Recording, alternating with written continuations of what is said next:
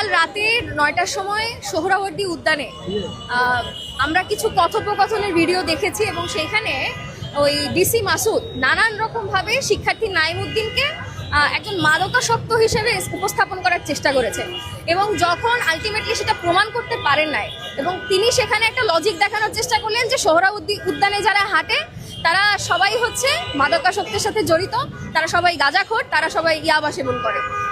এই সময় ওই শিক্ষার্থী নাইমুদ্দিন যখন প্রশ্ন করেন যে আপনার এই যে তকমা দিয়ে দেওয়ার ব্যাপারটা, এটা কিভাবে করে একজন নাগরিকের অধিকার লঙ্ঘন করতেছে আপনি সেটা বুঝতে পারতেছেন কিনা, ঠিক তখন এই প্রশ্নের উত্তর দিতে না পেরে তিনি ওই শিক্ষার্থীর গায়ে অতর্কিত হামলা করেন এবং পেছন থেকে তারই বাহিনীর আরেক সদস্য তাকে পেছন থেকে টান দেয়।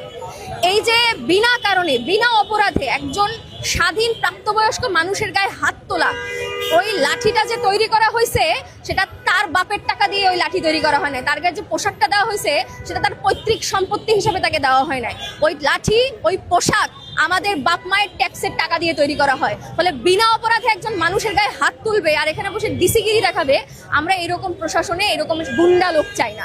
অবশ্যই তিনি উগ্র, তিনি একদম হুবহু আওয়ামী আমলের যেই হারুন, সেই হারুনের মতো করে এখানে হচ্ছে তার মানে কার্যক্রম চালায় যেতেছে এবং একই সাথে তিনি তার বাহিনীকে নিয়ে ইউটিউব কন্টেন্ট না টিকটক কন্টেন্ট আমি বলবো কিনা, একজন পুলিশ কন্টেন্ট তৈরি করতেছে এবং ফয়সাল নামে একজন পুলিশ তার মাথায় ব্যান্ডেজ পরিয়ে সেখানে দেখানোর চেষ্টা করতেছেন যে এখানে তাদের ওপর মব ক্রিয়েট করা হয়েছে, কিন্তু অথচ আমরা কালকে ভিডিওতেই দেখেছি কিভাবে করে তারা মানুষের ওপর এই ধরনের আক্রমণ করে। শুধু কালকের ভিডিও কেন, এই শাহবাগে এইখানে শিক্ষকরা যখন আন্দোলন করেছেন তখন তারা সাউন্ড গ্রেনেড মেরে ফাতেমা আক্তার নামে একজন শিক্ষককে মেরেও ফেলেছেন।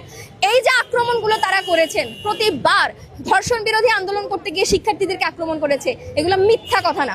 ফলে কালকে যখন আলটিমেটলি প্রমাণ করতে পারে নাই তখন সে একটা ইগোইস্টিক ফর্মে গিয়ে তার পাওয়ার দেখাইছে। আমরা চাই না এরকম একটা সন্ত্রাস, এরকম একটা গুন্ডা, এরকম একটা উগ্র মানুষ সে ডিসি হিসেবে রমনা জোনে দায়িত্ব পালন করুন। তাকে অবিলম্বে প্রত্যাহার করতে হবে, তার বাহিনীর যে লোক তাদেরকেও আইনের আওতায় এনে বিচার নিশ্চিত করতে হবে, মবের আওতায় না, আইনের আওতায় এনে বিচার নিশ্চিত করতে হবে এবং পরবর্তী যে দায়িত্বে আসবে তার জন্য দৃষ্টান্ত রেখে যেতে হবে। এবং আমরা একই সাথে ঢাকা বিশ্ববিদ্যালয়ের যে অথর্ব প্রশাসন, সেই অথর্ব প্রশাসনের উপর ধিক্কার জানাই।